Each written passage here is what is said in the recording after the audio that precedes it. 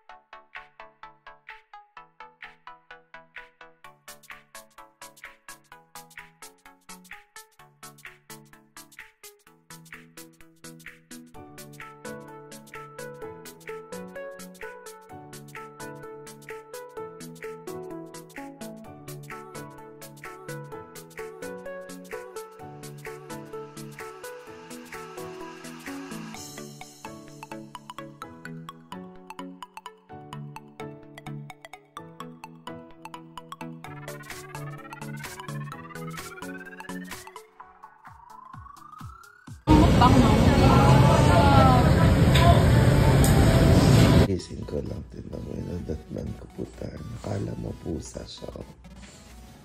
Bruna! Ayaw niya mag... Ano? Puta na. Bruna, baba! Baba!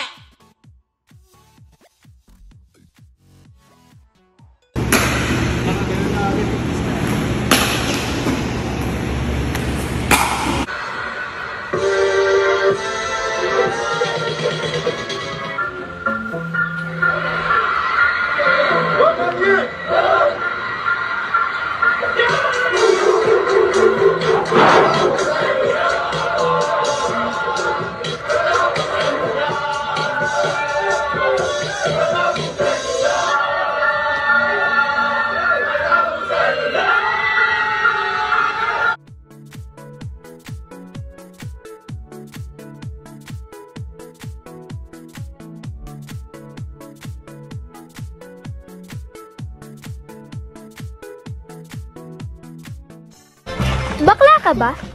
Mahaba ba baba mo? Oo. Eh di oo rin sagot ko.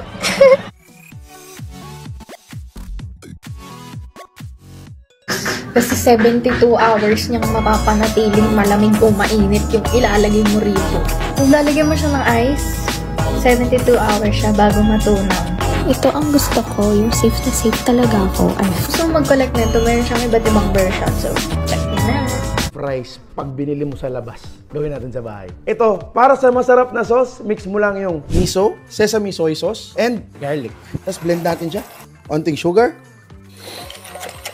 Onting hot water. Kulang ng sugar. Yan. Yan ang sarap. Next naman na sauce, soy sauce, garlic, at onting sugar. Onting warm water ulit. We try. Uy! Ang sarap! Pag ready na yung sauce, painitin mo na yung sizzling plate mo. Ang gagamitin natin, beef samgyupsal. Siyempre para sa corn, Jolly Corn Kernels. Very easy open can. Strain mo lang. Ngayon, mainit-init na yung ating sizzling plate. Ready ka na. Lagay mo na yung kanin. Press mo ng onti yan. Yung ating beef, ating Jolly Corn, at etong garlic para sa'yo. Lastly, pepper. Lagay natin yung ating garlic soy sauce at ang ating honey brown sauce. Pepper Beef Pro Max with Jolly Corn Kernels.